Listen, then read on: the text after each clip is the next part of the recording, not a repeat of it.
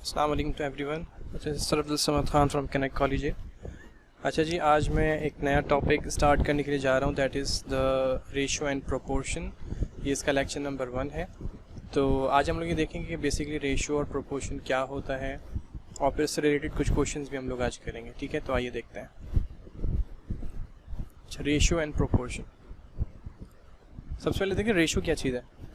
In mathematics, a ratio is a comparison of two or more numbers that indicates their size in relation to each other.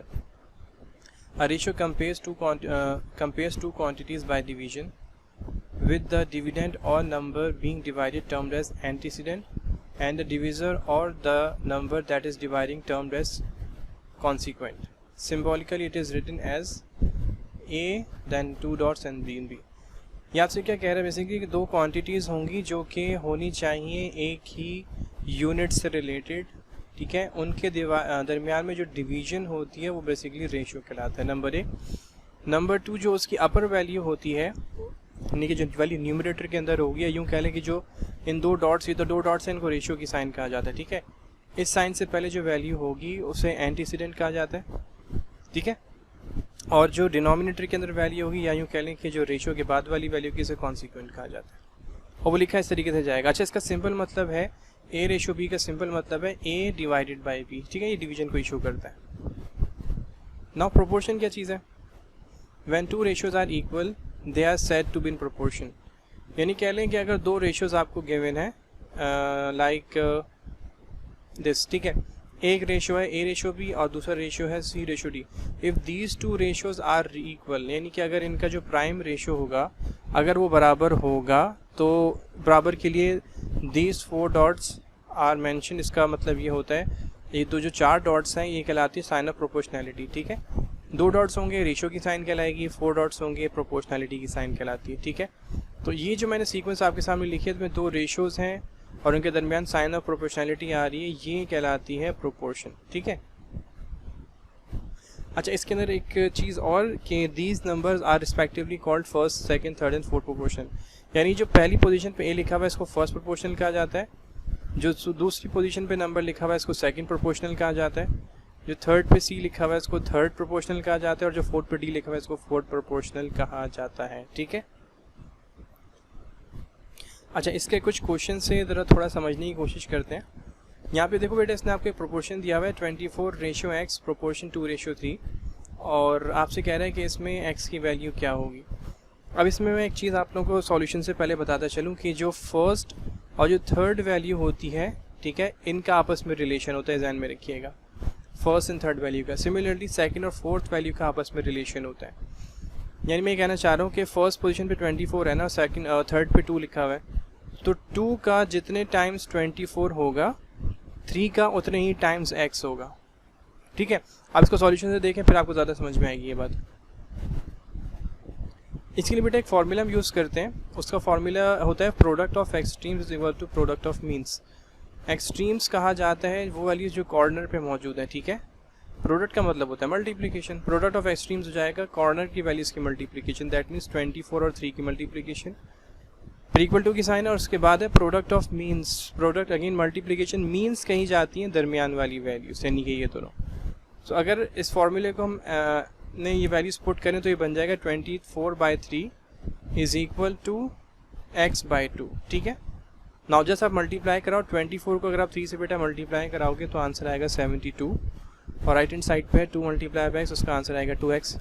ठीक है, तो हमें तो x की value calculate करनी है, तो इसका मतलब है हमें इस 2 को कैंसिल आउट करना पड़ेगा, और हमें पता है कि 2 कैंसिल आउट कैसे होगा, क्योंकि ये मल्टीप्लाई और x के साथ, तो इसको अगर हम डिवाइड करा दें तो ये कैंसिल हो जाएगा। तो हम क्या करेंगे, डिवाइडिंग 2 ऑन बोथ साइड्स, कुछ इस तरीके की शक्ल बनेगी। नाउ ये 2 को कैंसिल कर देगा, देन 2 1 2 एंड 2 36 72। तो हमारे पास बेटा जो आंसर फाइनली कैंसिल आउट होने के बाद आंसर आएगा वो आएगा 36। अब ज़रा गौर से मैं दोबारा आपको सवाल समझाता हूँ जो मैंने कहा था। 2 का कितने टाइम्स होता है 24? 12 टाइम्स। ठीक है, मैंने क्या बताया था, थर्ड वैल्यू का जितने टाइम्स फर्स्ट वैल्यू होगी, फोर्थ वैल्यू जो है, ठीक है, उसका उतने ही टाइम्स सेकंड वैल्यू होगी। अगर 2 का 12 टाइम्स 24 है तो 3 का 12 टाइम्स होता है 36। देखिए हमारे पास वही आंसर आया। ठीक है, अच्छा जी, एग्जाम्पल नंबर 2 में यहाँ पे आपसे क्या कह रहे हैं, फाइंड द फोर्थ प्रोपोर्शनल।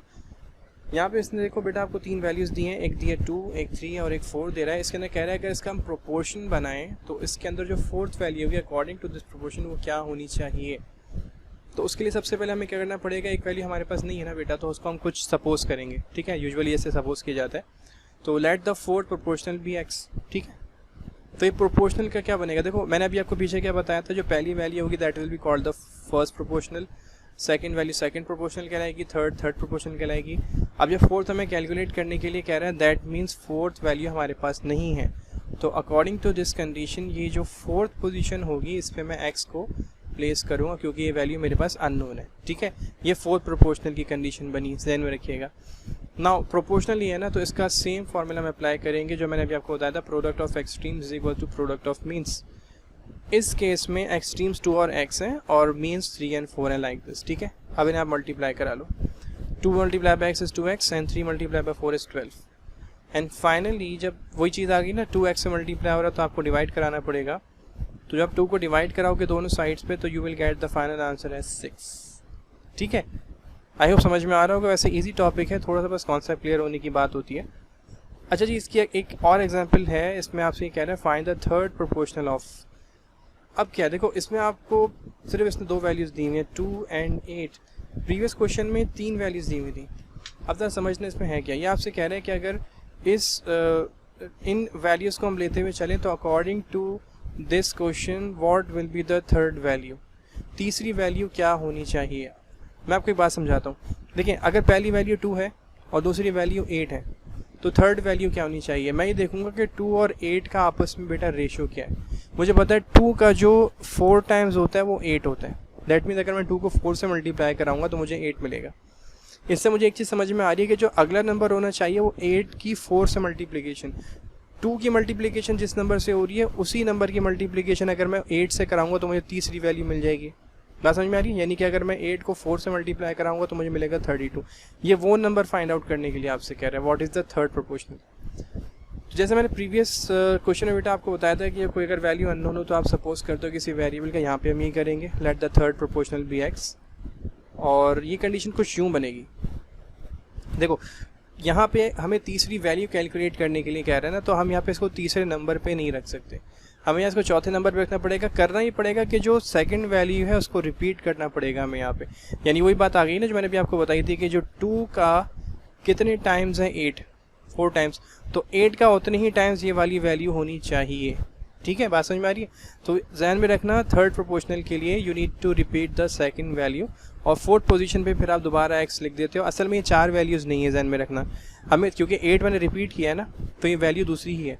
यहाँ तीसरी वैल्यू हमें असल में चाहिए होगी, इसे आप थर्ड प्रोपोर्शनल कहते हो, ठीक है। नाउ फार्मूला वही है, product of extremes is equal to product of means. Now extremes 2 और x हैं और मीन्स 8 and 8 है। सो अगर इन्हें मल्टीप्लाई किया जाए तो आंसर आएगा 2x is equal to 64। Now similarly अगर आप 2 को डिवाइड कर दोगे दोनों साइड्स पे तो you will get the final answer as 32, जो कि मैंने अभी आपको बताया था, ठीक है बेटा।